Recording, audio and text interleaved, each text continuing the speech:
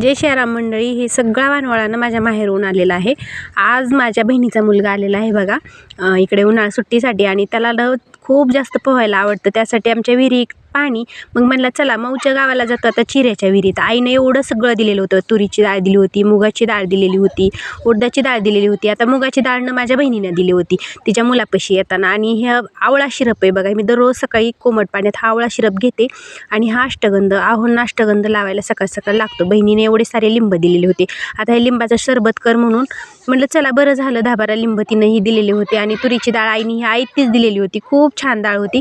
आता तुरीच दी म्हणलं होतं तर तुरी काय म्हणली, 10-12 कट्टे गव्हाचे त्यावर पडलेत, आता काढायला कोण नाही, तुरीची डाळच देते तुला। तर तिने एक 5-7 किलो अशी तुरीच्या डाळ दिलेली आहे बघा।